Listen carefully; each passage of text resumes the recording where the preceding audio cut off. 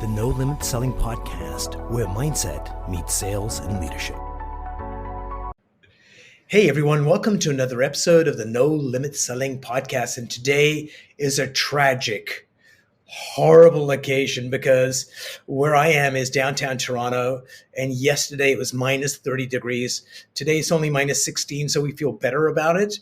But as soon as I'm about to introduce my guest, Melissa Darney from Choose Panama. You're in Panama. Please don't tell me the temperature there.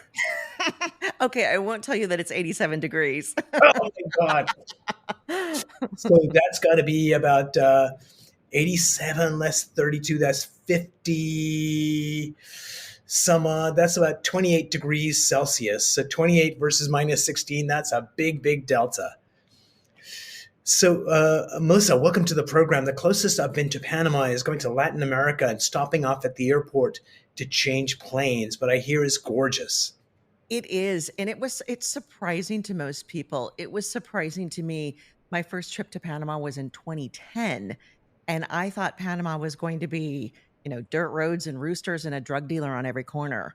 And I was so surprised when Panama turned out, especially Panama City, turned out to be this sparkling city on the water, like a young Miami full of skyscrapers and great restaurants and people from all over the world.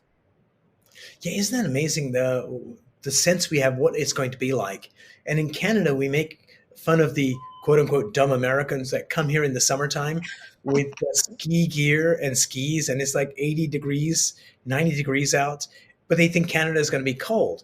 And all year long. That was all like fun and games for me till I went to Saudi Arabia. And of course, me being a sophisticated person, there's only going to be sand, camels, and a few Rolls Royces. And I went there and it was like shopping malls and skyscrapers. And it was like, I'm a dumb Canadian because we have this vision of what we think without knowing. But we live in this blessed planet. There's like so much abundance and high quality of life throughout the world. Absolutely. So you moved there in which year did you move to Panama? I moved in 2012. So it was about 2 years from the time where I first went to Panama till the time where I packed my suitcases, packed my dogs, packed some furniture in a container and moved full time. And when I moved, I really I don't know that I had a long-term goal of like, I'm going to be there forever. I'm going to be there for 2 years. I just thought, you know what? I want an adventure. So as long as it makes sense, I'm going to go experience this new adventure in a place that has abundant natural beauty and great weather. Brilliant. And one of the things I find, I've traveled a fair bit, probably about 30 some odd countries under my belt, is that everywhere you go, people are generous, kind, helpful. I don't think in my travels, I'm sure there are people that are jerks out there, but luckily I've not encountered one. But it's a rare thing. People are just so amazing and generous. How are you finding the people in Panama? Like you, I've been to probably about 37 different countries now, and I have encountered some jerks in my travels. One of the things that I loved about Panama is the Panamanian people are very, very warm and inviting. The Latin culture is very much about family and friends, and what they think is important is time with family and friends. And they are very welcoming. And that, I got to tell you, was a bit of a surprise for me in the best way possible. Nice. So you opened up a company called Choose Panama for people to kind of choose Panama as a place to live. Yes. How did that idea come about? Like you lived it and breathed it, like doing it and actually starting a company, providing those facilities, two different things. So what got you to that place? I'll have to start back. I was living in Dallas, and my husband had recently passed away, and I decided I was going to, help myself move on from my grief, and I was going to buy a new house. And it was such a horrible process. I felt like I was getting scammed all along the way, and it was just one of those processes that it didn't make me feel good. So I decided I was going to go get my real estate license, not so much to become a realtor in the US, but because I wanted to learn about real estate law, what the process was. I wanted to educate myself. So I got licensed, and took all the education courses. And that was so enlightening to me. And looking back, that was probably step one in my journey to Panama. Step 2 was one day, it was in 2012. It was the coldest winter on record. The Super Bowl was in Dallas, and we had this huge ice storm. I had VIP tickets, and I couldn't use them because we were just all blocked in with this ice Right. storm. And then that summer was like the hottest summer on record. And I just thought, you know what? I am dreaming about living on the ocean. I had gone to college in Santa Barbara on the ocean and just wanted that again. But when I was thinking about going back to California, California had become, way too expensive. So I, you know, thought, why not Panama? I had gone on vacation there. It seemed like a great idea. So I started investigating it and found out how easy some things were. In fact, most things were easy. Getting residency was easy, moving was easy, starting a business was easy. So I did. One day I just, moved, sold my house, got on a plane, went to Panama, landed here, didn't know anyone in Panama City, and just started to learn the city. One of my really funny stories is, I didn't know the city. There aren't great signage everywhere in Panama City about the roads. So I went to the local electronics store to get a nav system for my car, and they would sell me the nav system, but there was no map in the nav system for Panama, That's which would hilarious. which would have made it useless. And it was one of those things. Now they do, have maps for the nav systems, and now also they're, all the Google Maps and things like that. So at the time I learned it the old-fashioned way, which was, driving around and getting lost. So when I came here, I did come here to learn real estate. I worked for a couple of different companies before I started my own company. Good for you. And I saw one of the niches, some white space in the market was for a luxury experience where it was white glove, because again, people aren't moving from across town, they're moving from a different city, a different country, and Right. they need help doing everything. They need help, you know, getting an attorney to get residency. They need help with their taxes. They need help installing cable and internet. So that's one of the things that we do that really sets us apart is we'll help people not only find real estate, but manage their property if they need it, and then rent it out if they want to do that as well. Soup to nuts. Brilliant. Well, most excellent, because I think that that really helps a lot if you got somebody kind of hold your hand through the process. Because something that could be simple for a local is quite extraordinary from someone that's from a different culture, different language, the whole nine Exactly. yards. I also Exactly. hear that there is some tax advantages to opening up a company in Panama, that the tax rate is quite a bit lower. Is that correct? It is, that's correct. The tax rate for a corporation is going to be a flat 25%, but there are a lot of write-offs. One of the things, especially in the US, they've closed a lot of the loopholes.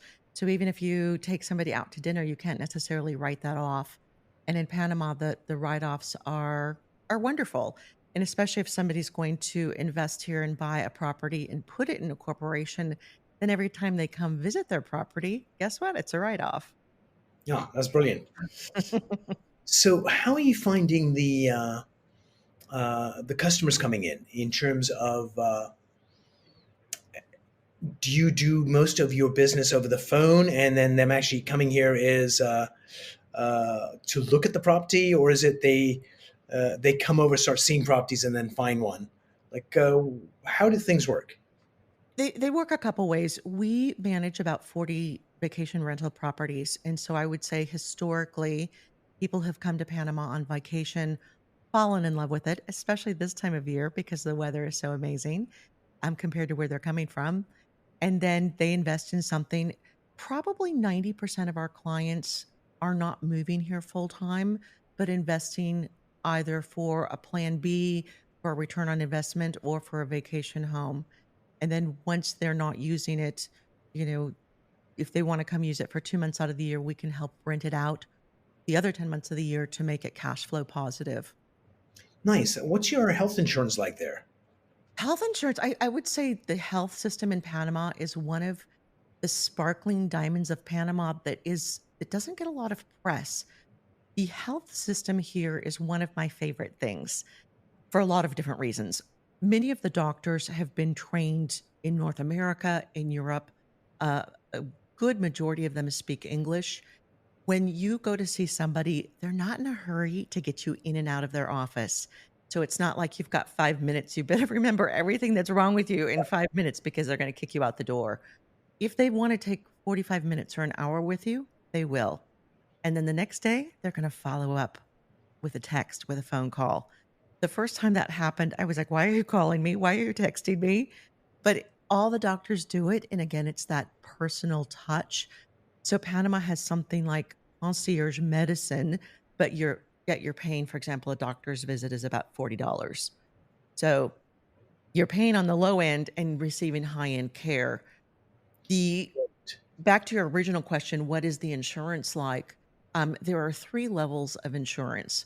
So one level is going to be, okay, this insurance is just for this hospital system.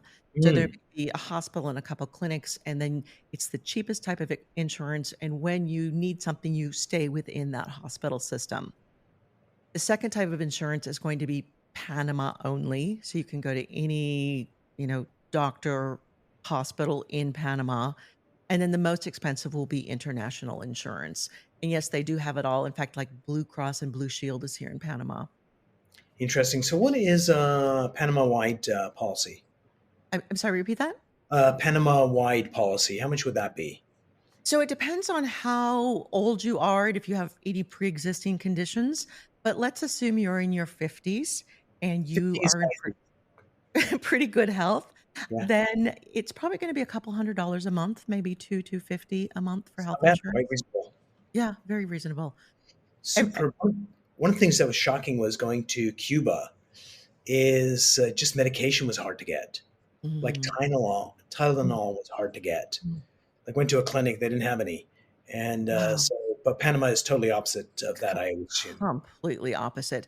One thing with the Panama Canal here and a lot of we're home to over 120 multinational companies who have their Latin American headquarters here. So everything from, Nestle, Procter and Gamble, L'Oreal. So any product or service that you could get in a big country, you can get here. Brilliant. And is there anything else people should know about Panama before they come in terms of shining gems or things to be wary of?